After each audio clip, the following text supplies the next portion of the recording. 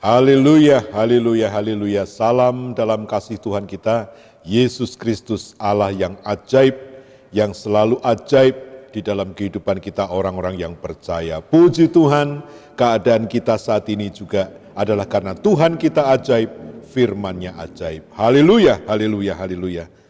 Saudaraku, dalam kesempatan ini kita akan belajar lebih dalam tentang rahasia firman Tuhan yang akan membuat hidup seseorang berbeda sama sekali. Judul dari renungan kita saat ini adalah mengetahui posisi kita bersama-sama Allah, atau mengetahui posisi kita di dalam Allah. Seharusnya kehidupan kita di dalam Tuhan Yesus Kristus adalah kehidupan yang berbeda atau kehidupan yang dibedakan.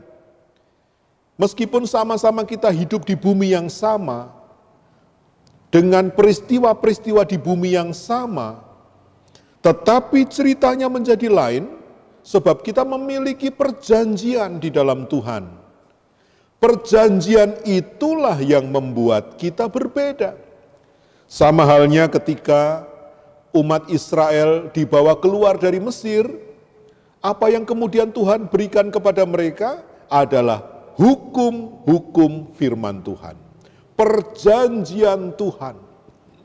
Dan perjanjian itulah yang membuat bangsa Israel mengalami nasib yang berbeda dengan bangsa-bangsa yang lain. Selama mereka mengerti isi perjanjian itu, selama mereka mengerti apa yang menjadi bagian mereka di dalam perjanjian itu, selama mereka memenuhi kewajiban mereka dalam perjanjian itu, maka perbedaan nasib itu akan terus mereka rasakan, terus mereka alami. Demikian juga bagi Anda dan saya, kita hidup di dalam perjanjian baru, perjanjian yang jauh lebih baik daripada perjanjian lama. Ada perbedaan di dalam perjanjian itu. Haleluya, haleluya. Namun kenyataannya saudaraku, ada orang Kristen yang mengalami peristiwa-peristiwa yang tidak baik, yang menyusahkan, yang seharusnya dia tidak usah alami itu. Ya? Karena firman Tuhan mengatakan bahwa hidup ini adalah pergumulan, perjuangan, dan peperangan iman. Musuh terbesar iman adalah kurangnya pemahaman akan firman Allah. Kurangnya pemahaman tentang kebenaran dan hak-hak istimewa kita anak-anak Tuhan di dalam Tuhan.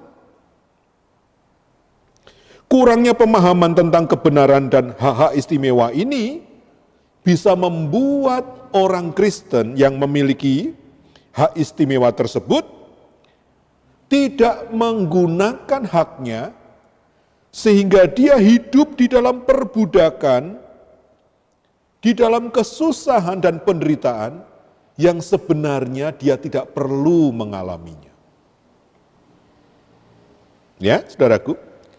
Hosea 4 ayat yang ke-6, di sana dituliskan di dalam kitab Hosea 4 ayat yang ke-6 bagian awalnya saja, umatku binasa karena tidak mengenal Allah. Mengapa umat Allah bisa binasa? Kan harusnya umatku hidup. Kan harusnya umat Allah itu keberkatan. Harusnya umat Allah itu tertolong. Tetapi di sini firman Tuhan mengatakan umatku binasa. Kan ironis saudaraku. Tuhan tidak menyangkal mereka umatnya. Tuhan mengakui mereka umatnya yang seharusnya tertolong. Tetapi ayat ini mengatakan umatku binasa. Ada sebabnya, karena tidak mengenal Allah. Dalam bahasa Inggris dikatakan my people are destroyed for lack of knowledge. Kurang pengetahuan, kurang pemahaman akan firman. Contoh sederhana saudaraku, misalnya kita atau seseorang pergi ke hutan, di mana hutan itu ada binatang buas. Tetapi untuk keamanannya dia dibekali senapan. Dan dia pergi ke hutan itu, ketemu binatang buas. Kan harusnya dia pakai senapan itu untuk membela diri. Tetapi karena kurang pengetahuan bagaimana cara pakainya, bagaimana membuka kunci senapan itu, bagaimana menembakkannya, maka senapan itu sama sekali tidak berguna. Sehingga dia diterkam oleh binatang buas itu, suatu penderitaan yang tidak perlu. Seandainya dia punya pengetahuan yang cukup. Ya saudaraku, setiap orang Kristen telah dipanggil untuk masuk ke dalam pertandingan iman. 1 Timotius 6 ayat 12 berkata, bertandinglah dalam pertandingan iman yang benar, dan rebutlah hidup yang kekal, untuk itulah engkau telah dipanggil, dan telah engkau ikrarkan ikrar yang benar di hadapan atau di depan banyak saksi. Tuhan memang memberikan kepada kita keselamatan, dan itu diberikan secara cuma-cuma oleh anugerah, melalui iman kita kepada Tuhan Yesus Kristus. Tetapi untuk mempertahankan keselamatan itu, ada banyak musuh di sekitar kita. Dan untuk itu Tuhan mau kita berjuang, Tuhan mau kita bertempur dalam pertempuran iman. Nah, kenapa ada anak Tuhan yang meskipun telah menerima anugerah keselamatan, tewas di tengah jalan? Karena dia tidak menyadari bahwa hidup ini pertempuran. Sehingga dia tidak melatih dirinya, dia tidak memperlengkapi dirinya, dia tidak waspada. Dan menjadi bulan-bulanan dari si jahat. Saudaraku, tidak akan ada perjuangan kalau tidak ada musuh atau rintangan. Kita perlu memahami, karena ini adalah pertempuran atau peperangan iman, berarti ada musuh iman.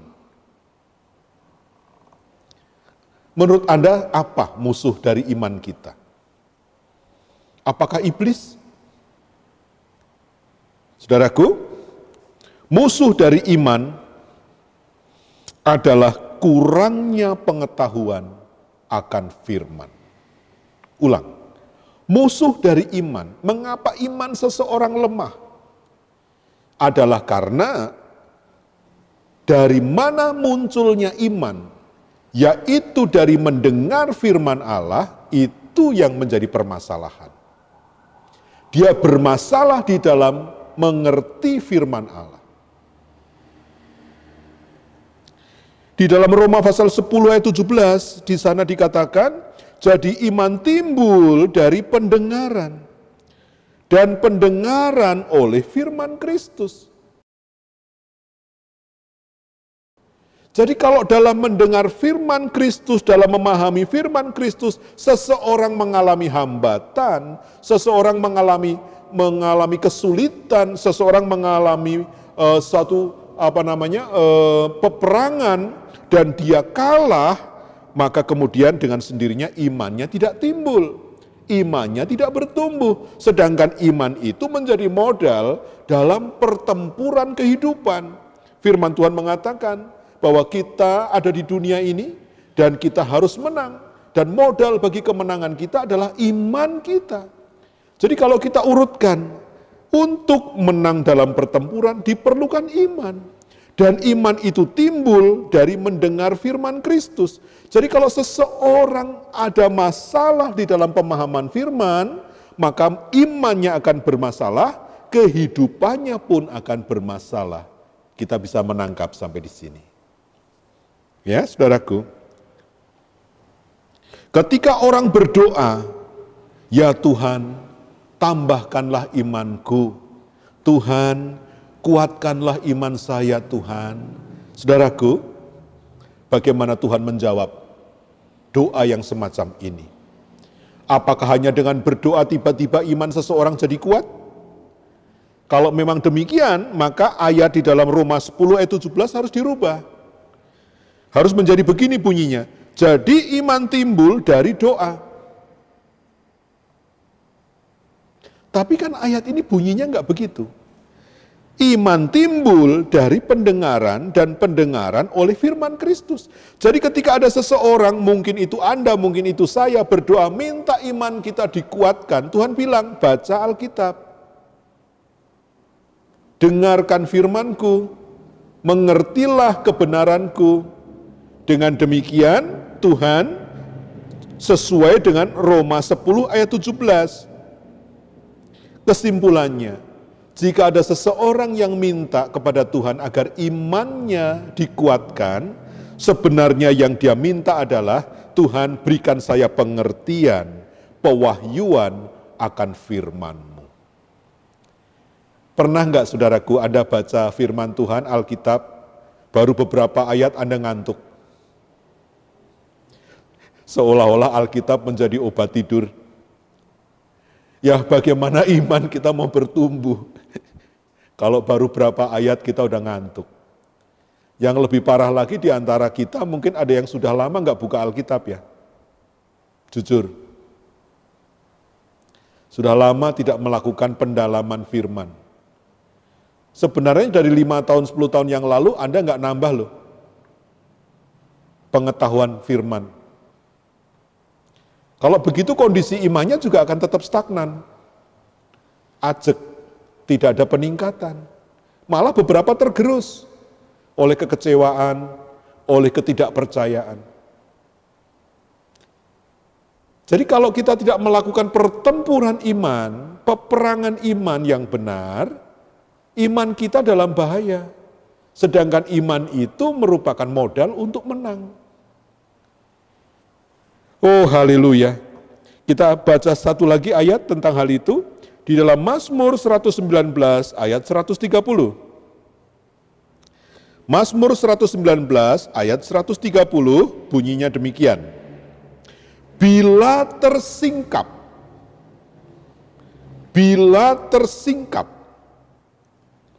firman-firman-Mu memberi terang, memberi pengertian kepada orang-orang bodoh.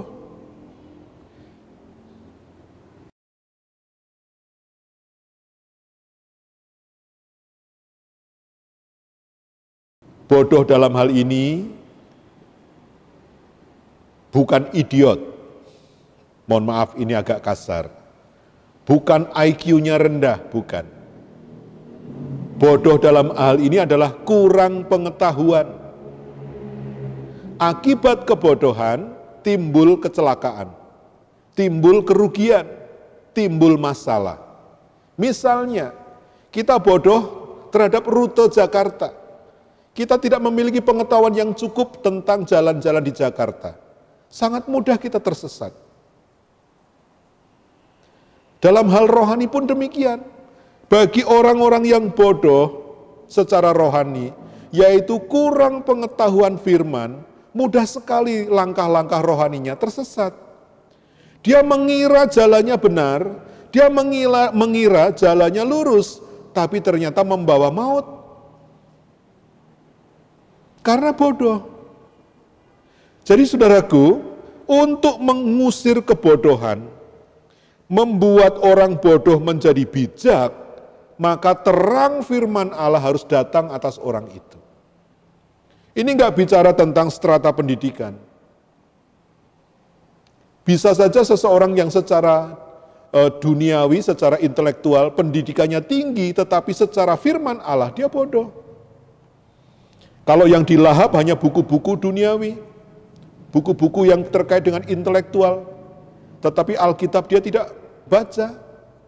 Tetapi meskipun Anda sederhana, tidak berpendidikan tinggi, tetapi ada cinta firman, dan Anda diurapi oleh Roh Kudus, karena hanya Roh Kudus yang bisa menyingkapkan pikiran seseorang, dan menyingkapkan rahasia firman, maka engkau menjadi lebih bijaksana. Engkau dikatakan bijak, bukan bodoh. Itu sebabnya engkau mengalami berkat-berkat Tuhan nyata dalam hidupmu. Saya tidak mau mendikotomikan dua hal ini. Kan akan menjadi sangat indah ketika secara intelektual Anda adalah seorang yang terpelajar, sekaligus secara rohani Anda seorang yang pandai, yang bijak, seperti Rasul Paulus. Tetapi dalam Alkitab ada Rasul Paulus dan ada Rasul Petrus.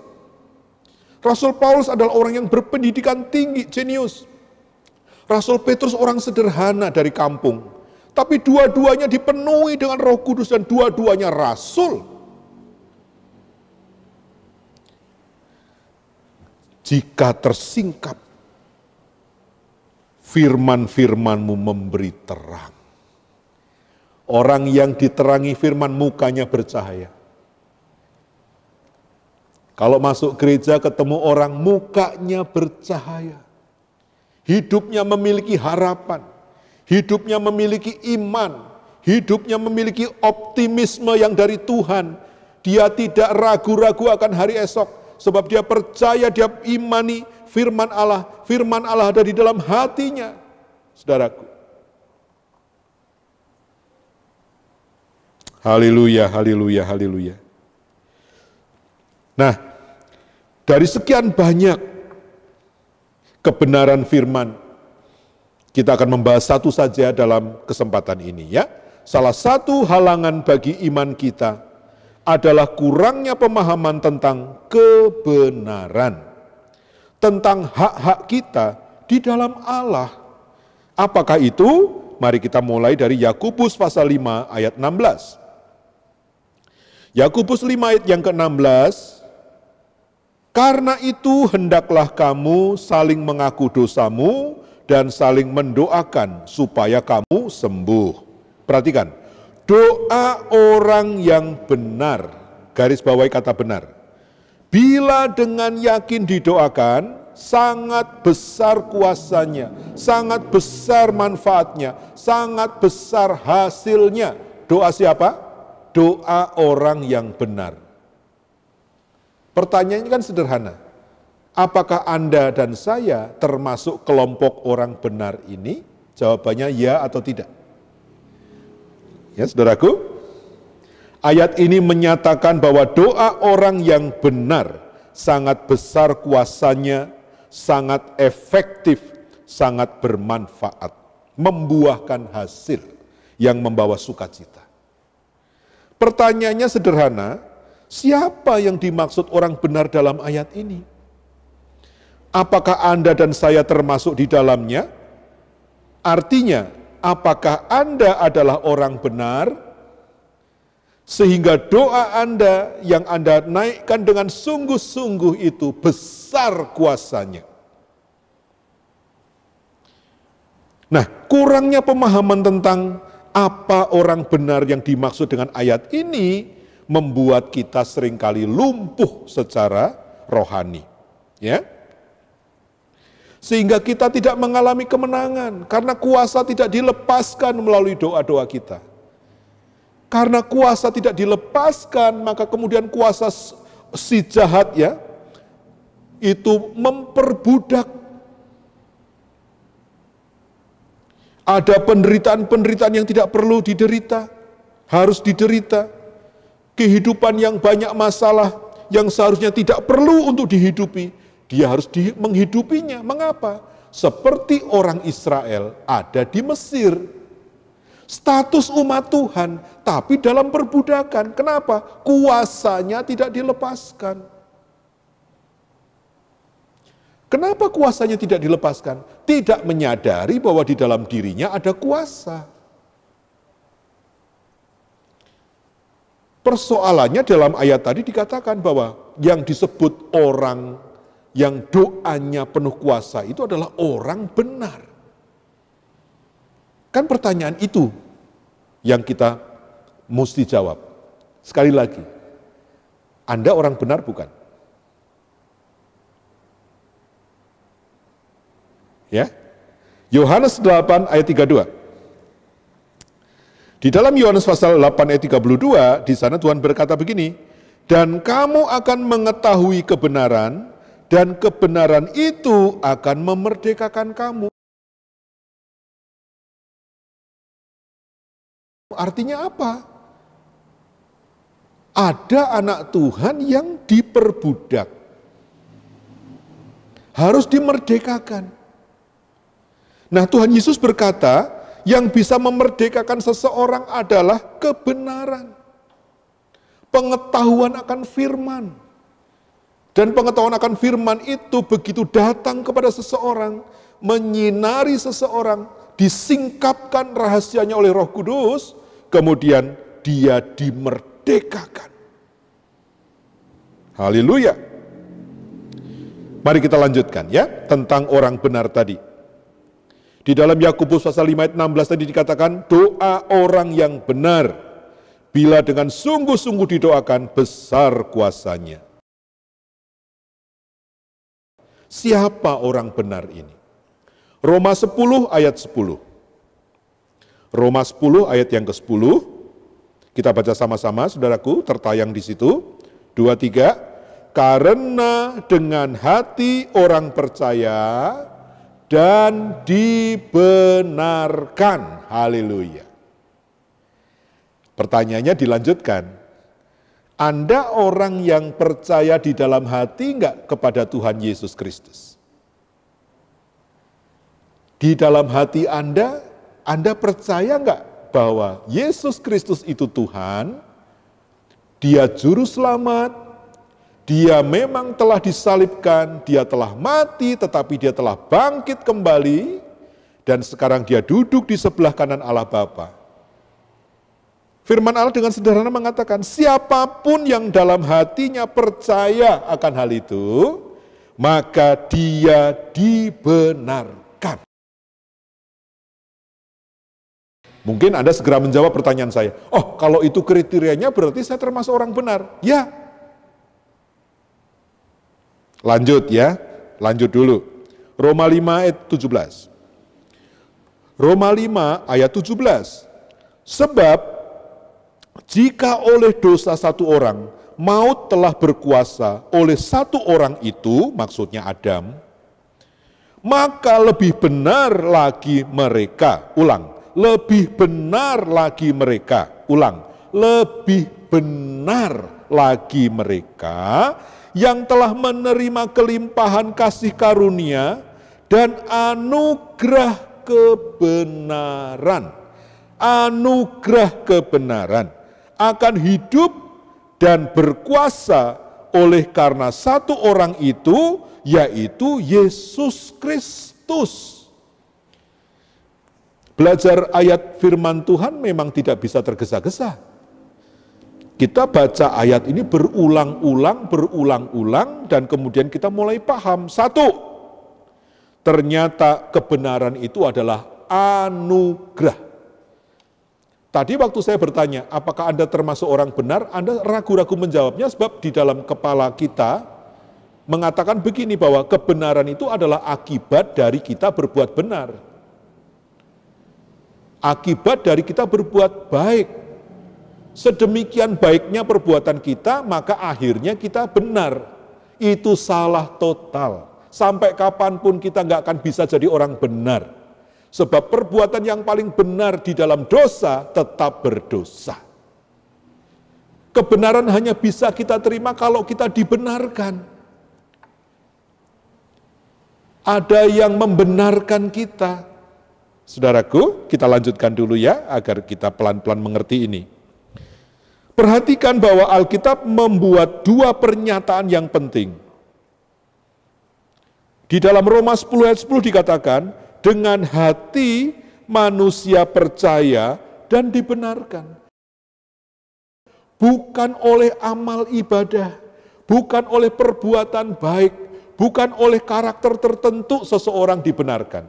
Tetapi karena dia percaya di dalam hati, percaya kepada Yesus Kristus sebagai Tuhan dan Juru Selamat, maka kepercayaannya itu membuat dia dibenarkan. Contoh yang paling mudah membayangkannya begini. Tentu kalau saya tanya apakah Anda warga negara Amerika? Kalau paspor Anda Indonesia, akta kelahiran Anda Indonesia, Anda adalah warga negara Indonesia. Bagaimana caranya Anda bisa menjadi warga Amerika? Apakah dengan berbuat baik sebaik-baiknya? Apakah dengan berbuat jasa sebanyak-banyaknya kepada Amerika? Sampai kapanpun Anda tidak akan pernah menjadi warga Amerika sebelum diberikan hak oleh pemerintah Amerika untuk menjadi warga Amerika. Ya saudaraku, nah syarat untuk dibenarkan adalah percaya di dalam hati. Yang kedua, di dalam Roma 5:17 tadi dikatakan, ketika kita menerima Yesus dan kita dilahirkan kembali, kita menerima anugerah kebenaran. Kita menerima anugerah kebenaran. Ya, haleluya. Kita lanjutkan dulu. Roma 5:17 tadi berkata bahwa kebenaran itu adalah anugerah. Bukan akibat atau upah suatu perbuatan baik. Tentu saja Alkitab mengajarkan kita untuk berbuat baik. Tetapi semua itu tidak akan pernah bisa menjadikan kita orang benar. Jika perbuatan baik bisa membuat kita menjadi orang benar, kita semua tidak butuh Yesus Kristus. Dibalik, mengapa Tuhan Yesus Kristus turun ke dunia? Untuk menjadi juru selamat dan penebus manusia. Sebab sampai kapanpun dengan cara apapun, manusia tidak bisa menjadi benar dengan sendirinya. Kebenaran itu diterima sebagai anugerah di dalam Tuhan Yesus Kristus. Nah, sampai sini kita mengerti apa bedanya jadi Kristen.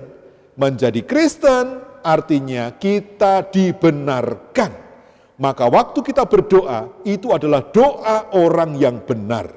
Menurut Yakobus pasal 5 ayat 16, doa orang benar kalau sungguh-sungguh didoakan, apa tadi? Besar kuasanya. Haleluya, haleluya, haleluya. Kristen bukan sekedar agama.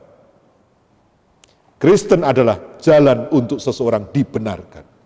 Dan setelah dia dibenarkan oleh anugerah, dia berdoa dengan sungguh-sungguh, doanya berkuasa. Haleluya, haleluya, haleluya.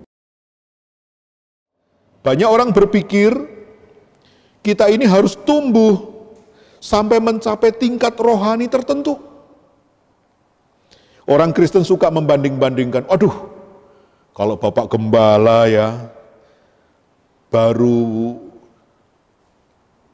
mengucap doa, udah langsung nyampe surga. Kalau gua udah teriak-teriak 3 bulan juga nggak nyampe-nyampe kayaknya. Saudaraku, orang suka membanding-bandingkan tingkat rohani tertentu.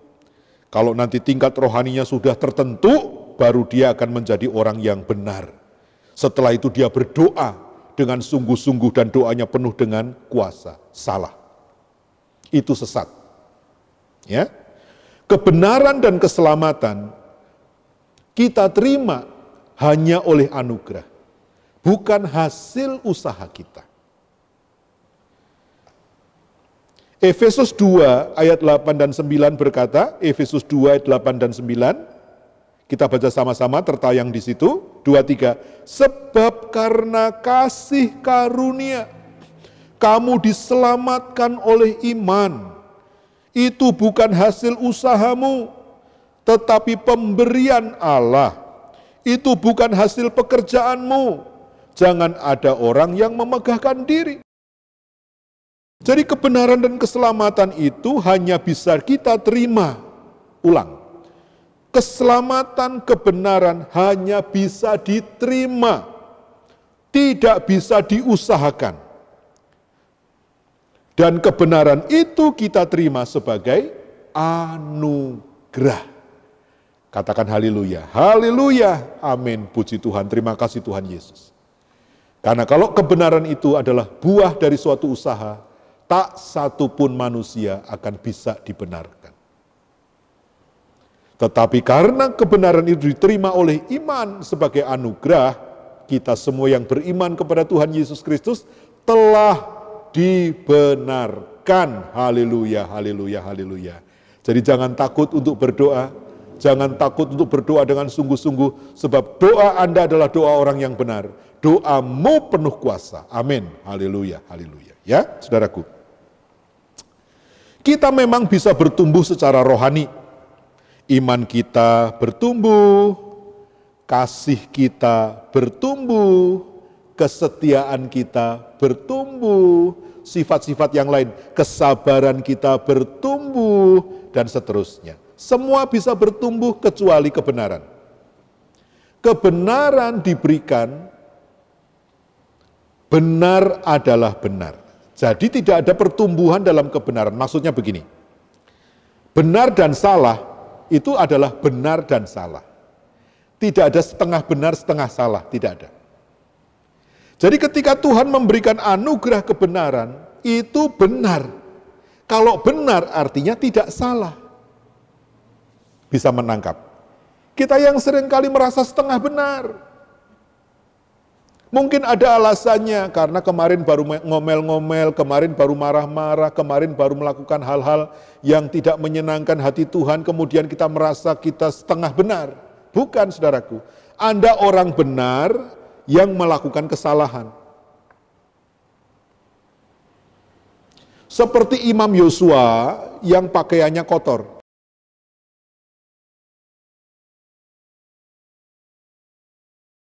Ya tentu ada konsekuensinya kalau tidak kemudian Anda bereskan.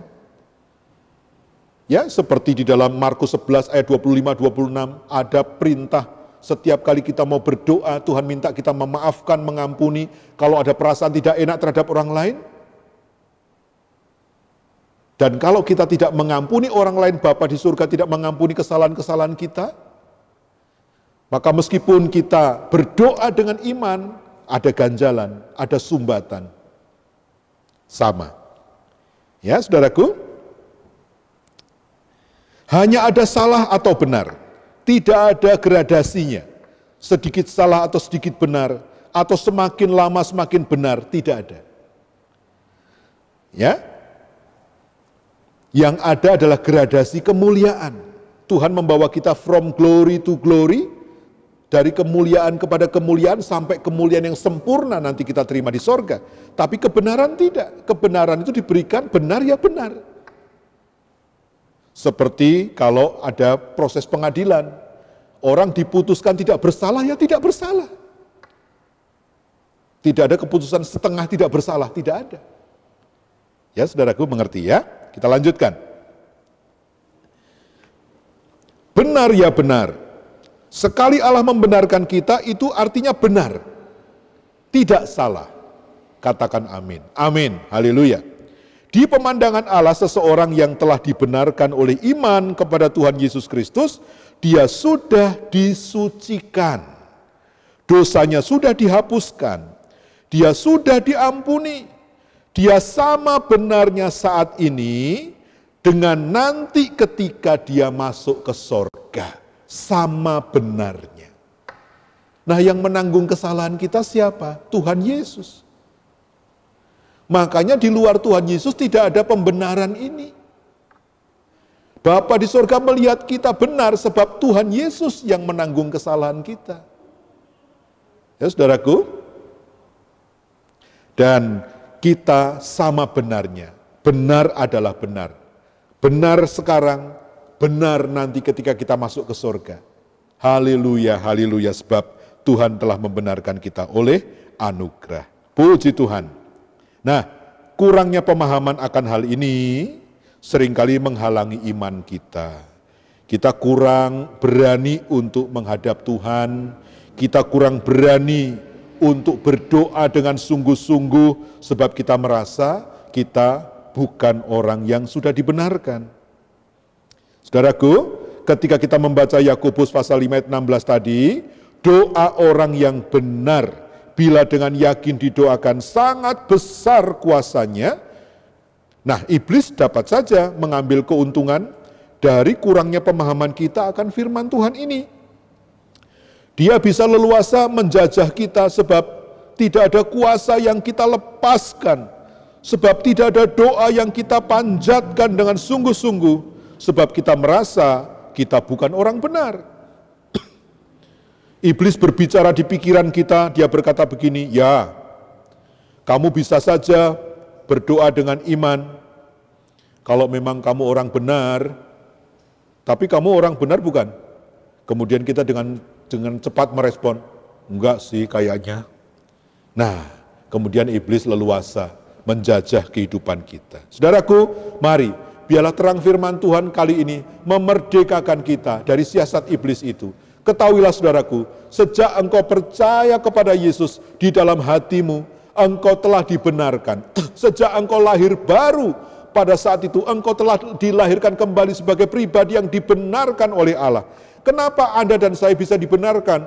Karena ada pribadi Yesus yang memikul kesalahan kita. Di hadapan Bapa, di dalam Yesus, Anda dan saya sama benarnya saat ini dan nanti sampai ke surga. Maka saudaraku, ketahuilah bahwa di dalam dirimu ada kuasa. Di dalam doamu ada kuasa. Berdoalah dengan sungguh-sungguh sebab engkau pribadi yang telah dibenarkan. Di dalam doa orang benar, bila dengan sungguh-sungguh didoakan, itu besar kuasanya. Haleluya, haleluya, haleluya.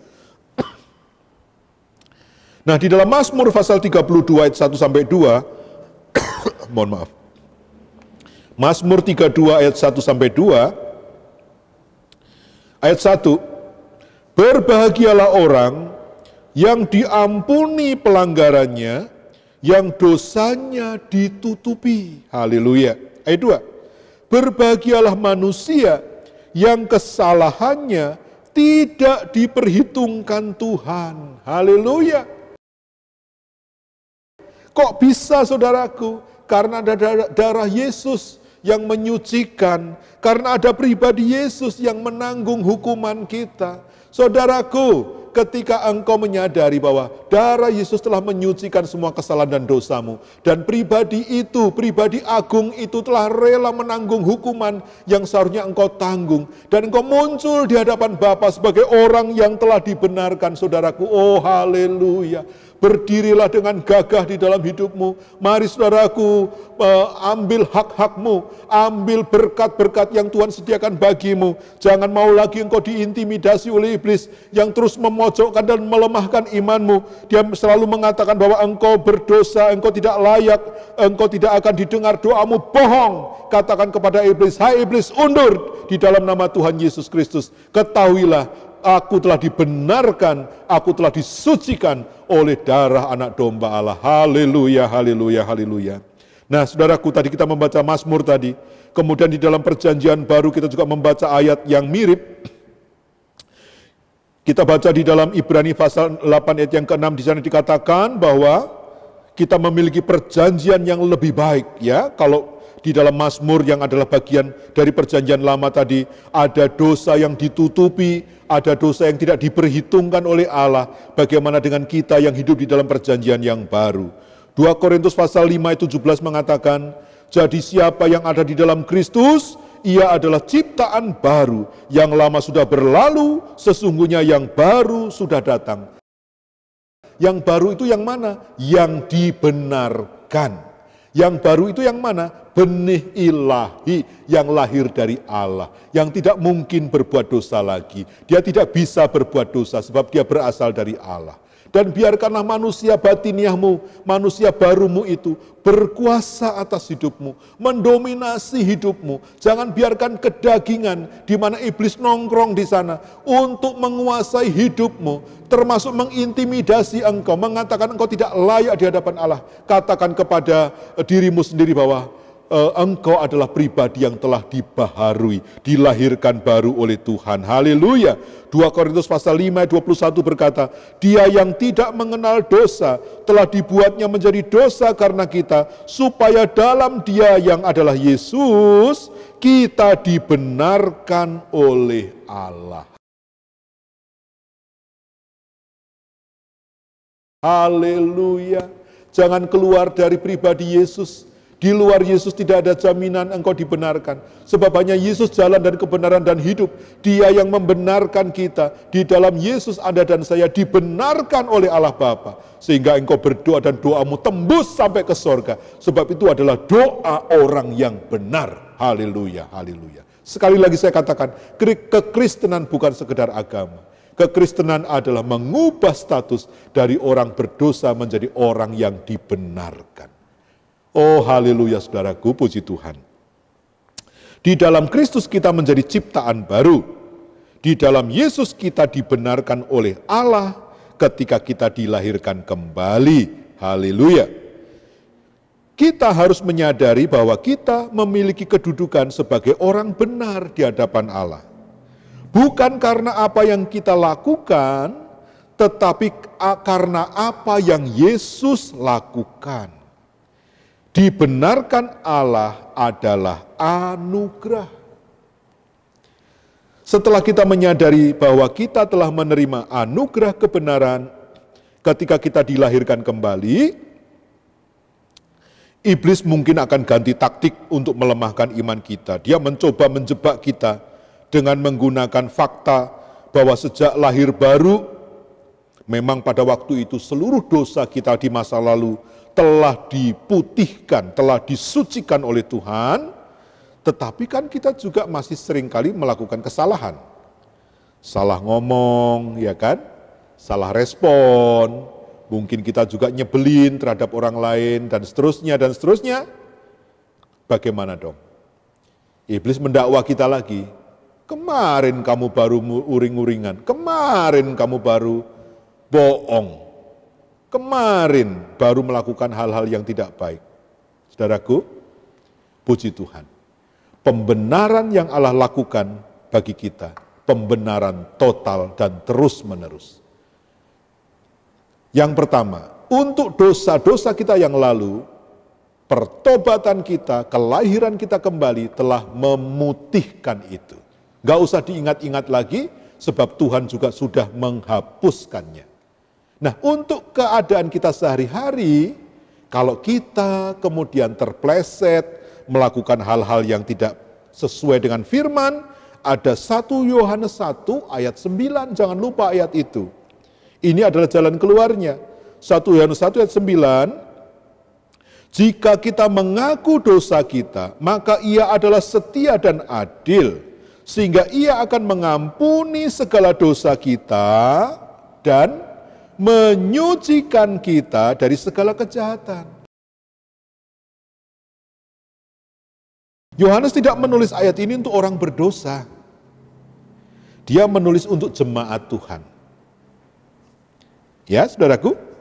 Nah, jemaat yang telah lahir baru, yang telah menjadi manusia baru, ketika kalah oleh daging dan melakukan sesuatu yang tidak berkenan, ketika kita berdosa, kita jatuh di bawah penghukuman dan kehilangan rasa kebenaran kita, tetapi ketika kita mengaku, minta ampun kepada Tuhan, Tuhan, aku telah berdosa, mohon ampun Tuhan, ampuni aku Tuhan, aku yang salah. Dalam nama Tuhan Yesus Kristus, aku minta ampun. Ya saudaraku, Tuhan melakukan 2 hal. 1, mengampuni segala dosa kita. Haleluya. 2, menyucikan kita dari segala kejahatan. Haleluya. Kesimpulan, saudara, setelah kita melihat pewahyuan melalui firman Tuhan ini, kalau iblis bertanya, emang kamu orang benar? Mau sok doa segala, mau sok pelayanan segala, mau sok bersaksi segala. Emang kamu siapa? Emang kamu orang benar? Kemudian dengan tegas kita mengatakan, diam iblis. Ada tertulis. Kemudian kita kutip ayat-ayat yang tadi. Roma 10 ayat 10, Roma 5 ayat 17. Dan kalau kita perlu pengampunan, 1 Yohanes 1 ayat 9. Ya. Dan kembali kita tegak berdiri di hadirat Tuhan sebagai orang yang telah dibenarkan. Kita berdoa dengan sungguh-sungguh. Saudaraku, jangan mau diperbudak. Jangan mau dijajah, di dalam dirimu ada kuasa, sebab engkau adalah orang yang telah dibenarkan oleh Allah. Doamu adalah doa orang benar, besar kuasanya. Lepaskan kuasa itu, bebaskan dirimu, bebaskan keluargamu dari perbudakan dan penjajahan iblis. Engkau dipanggil menjadi umat Allah di dalam perjanjian Allah yang perkasa. Engkau dan saya harusnya mengalami perbedaan dalam kehidupan ini. Sebagaimana Tuhan membedakan Israel dengan bangsa-bangsa yang lain ya secara perjanjian lama. Sekarang kita di perjanjian baru, kita adalah Israel rohani. Hidup kita ada di dalam genggaman tangan Tuhan yang penuh kekuasaan. Haleluya. Apakah Anda siap untuk merdeka? Siap untuk menerima jawaban atas doa-doa Anda?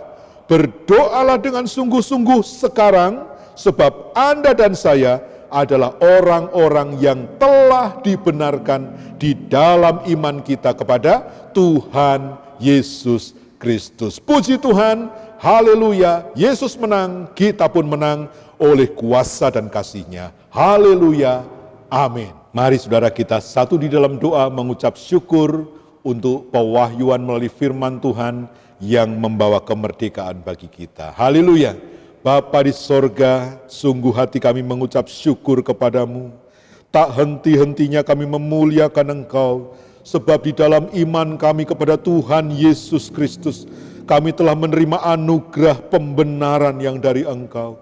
Kami yang dulu berdosa dan bermusuhan dengan Engkau, telah diperdamaikan dan didekatkan, bersekutu dengan Tuhan. Bahkan kami telah boleh Tuhan dibenarkan oleh pengorbanan Tuhan Yesus Kristus, oleh kebangkitannya, kami boleh menerima anugerah pembenaran itu.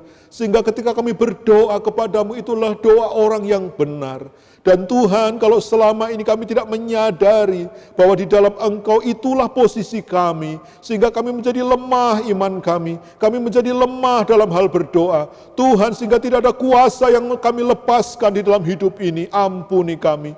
Tuhan, kami menyadari bahwa tidak akibat dari kami tidak mengerti ini, tidak semestinya Tuhan kami mengalami hal-hal yang tidak perlu kami alami. Itu hanya karena kami tidak berjaga-jaga, kami tidak mengerti.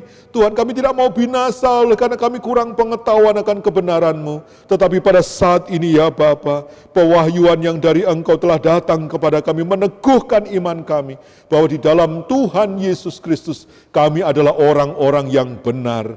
Tuhan, biarlah di dalam kebenaran itu kami melakukan apa yang menjadi kehendak-Mu. Kami meraih berkat-berkat yang Tuhan telah sediakan bagi kami, bagi keluarga kami, bahkan di dalam kehidupan kami berjemaat juga Tuhan. Kami alami Tuhan bagaimana Engkau luar biasa berkarya.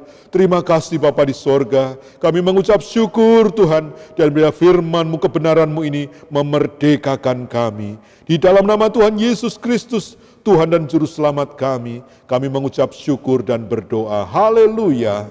Amin.